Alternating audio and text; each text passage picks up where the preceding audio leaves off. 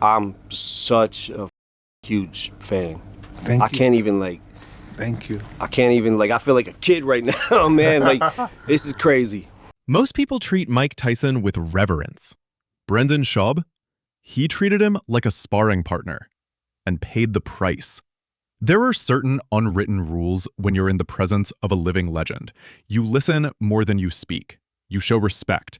You understand you're breathing rarefied air, charged with the energy of someone who has fundamentally altered their field. And when that legend is Iron Mike Tyson, a man whose very name is shorthand for ferocious power, those rules aren't just guidelines. They're commandments. On a good day, when someone gets the rare chance to sit across from Tyson, they act like kids meeting their childhood hero. But on February 13th, 2022, during what should have been a relaxed Super Bowl watch party, Brendan Schaub decided those rules didn't apply to him. Sitting next to Daniel Cormier and Mike Tyson himself, he launched into what can only be described as a live-streamed self-destruction. Instead of listening, he talked. Instead of showing respect, he poked. And instead of realizing who he was in the room with, he made it his mission to prove he still mattered. It was insecurity dressed up as confidence, a performance so awkward you could practically hear the collective cringe through the screen. Oh, y'all gotta stop doing that on this foot. I don't think you like that, man. I don't think Mike you like Tyson. that, man. You better chill, man. I don't think you like that, man. It's a he coming back. He coming back. Mike's coming back. He'll get mad at you, bro. And once he gets mad, it's over. Once he gets mad, it's over. I got him now. He's slow. Bam. They don't want those problems. No, bro. You don't want those Mike Tyson problems. The room should have been electric, a celebration of fight history, legends across eras sharing stories and respect. Instead, Schaub came in swinging like he was competing for airtime on open mic night. From the jump, his energy wasn't collaborative. It was combative, like he thought he was squaring off with Tyson instead of sitting next to him. It started with what should have been a moment of awe. Tyson talking about his remarkable shape, something that left fans and fighters alike stunned. Tyson, almost casually, credited stem cell research and good old-fashioned treadmill runs. But Schaub couldn't leave it there. He had to press, to prod, as if Mike Tyson needed to justify being Mike Tyson. Schaub wasn't just asking questions, he was trying to score points, and in the process, turned what should have been reverence into rivalry. He had to undermine it, implying that Tyson's cardio couldn't be that good because of his well-known marijuana habit. "I bet your huffing was your smoking," he jabbed, even condescendingly suggesting that Tyson doesn't finish his joints. You run a lot, Mike? Yeah, on the treadmill. Treadmill. I bet you're huffing with the feet. Treadmill.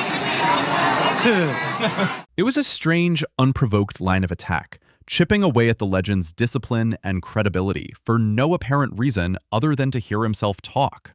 Daniel Cormier's face told the story. Pure discomfort. This was a man who knew what happens when disrespect crosses the line. He kept trying to warn Schaub, throwing him lifelines to back off. Any sane person would have taken the hint, especially when sitting inches from Mike Tyson. But Schaub doubled down. And here's where the delusion really took off. Instead of slowing down, Schaub went after Tyson's fighting style itself, mocking the very thing that made him a legend. He dismissed it as prison rules, as if Tyson hadn't rewritten the entire heavyweight playbook. From there, the fantasy spiraled into full parody. Schaub claimed he could take Tyson today, said he was too slow now, and even bragged that a simple double-leg takedown would end the fight. That's not confidence. That's comedy.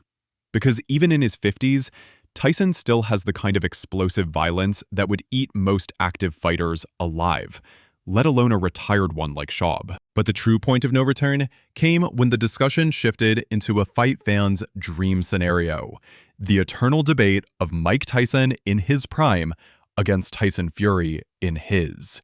This was the opening Schaub seemed to have been waiting for, the moment to double down on his reckless campaign of disrespect. Mike, before you answer, this is no disrespect to me. He big, Mike. Technically wise, Fury can go defense, his footwork's he's big. To me, as far as technique-wise, Fury's the best we've ever had. Oh, wow. Before Tyson himself could even form a thought, Schaub cut him off with the hollow politeness of a prefaced disclaimer, attempting to soften the blow with an empty assurance that no insult was intended. Yet what followed was unmistakably dismissive. He declared Fury the most technically gifted heavyweight the sport had ever seen, positioning him above the man sitting only feet away, whose very name is synonymous with the word legend. It was the verbal equivalent of walking into a lion's den and daring the beast to roar. The opinion itself is debatable, a common topic in boxing circles, but the context and the delivery were everything. To say that directly to Mike Tyson in that setting was a transparent and desperate attempt to diminish a living legend in a bizarre effort to elevate his own standing in the room. He wasn't offering analysis. He was seeking a reaction, trying to goad the king.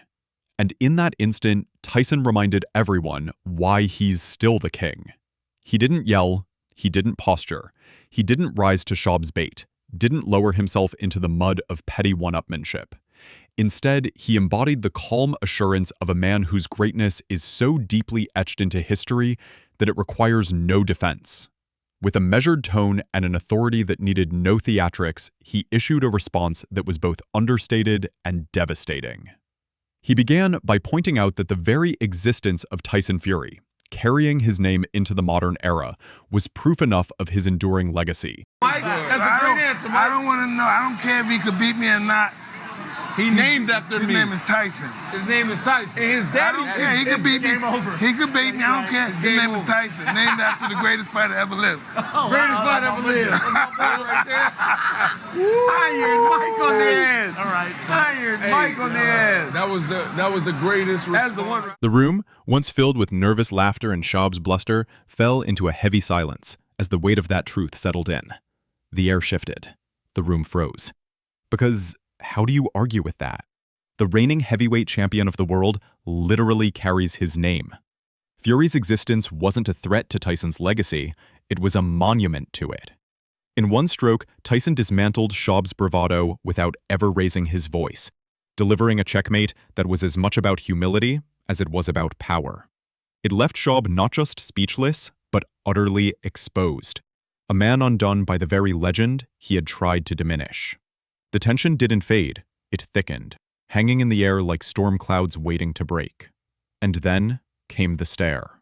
Tyson rose from his seat, fruit in hand, and locked eyes with Schaub with a quiet menace that spoke louder than any punch. No theatrics, no words, just a death stare delivered between bites of watermelon. Schaub didn't just poke the bear, he tried to wrestle it. In that silent, charged confrontation, Schaub crumbled.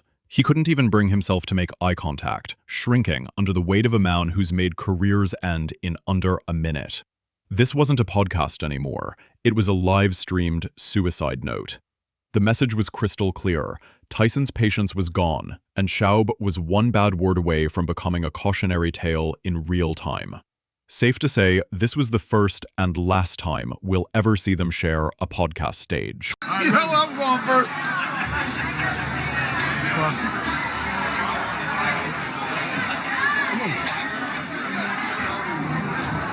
Blueberries. He went for blueberries. Mike helped him. Mike helped him. There you go. Thank you. Thank you. What the are we doing in this fight? So why would Schaub put himself in this position? Why torch your own credibility in front of one of the most dangerous men to ever live? The answer may lie in Joe Rogan's long-standing concerns about Schaub's health.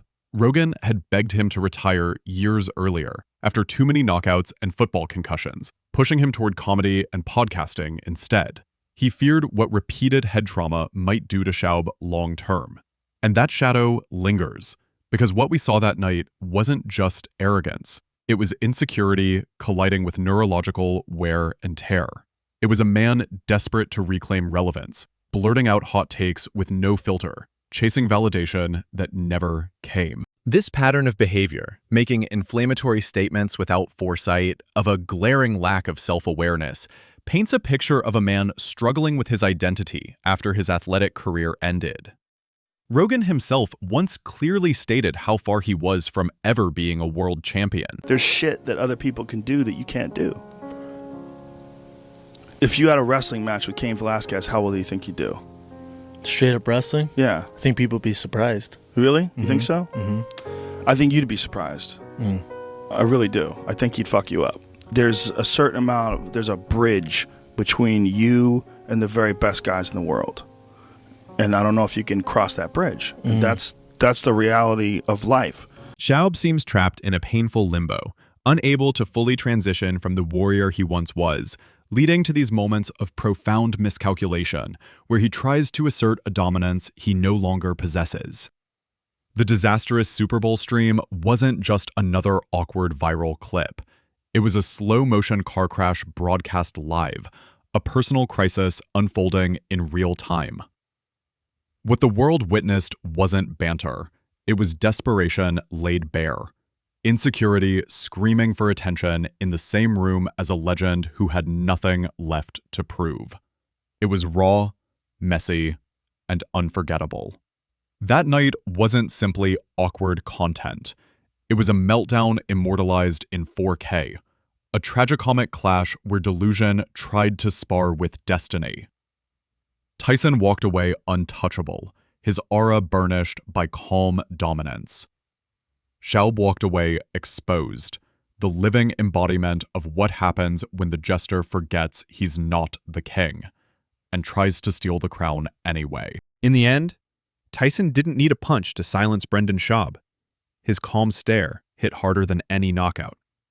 But here's the real question. Was this the most awkward meltdown you've ever seen on a podcast? Drop your roast for Schaub in the comments. I want to see who can deliver a line that hits harder than Tyson himself. And if you wish to more breakdowns of the internet's wildest moments, hit subscribe, because this was just round one.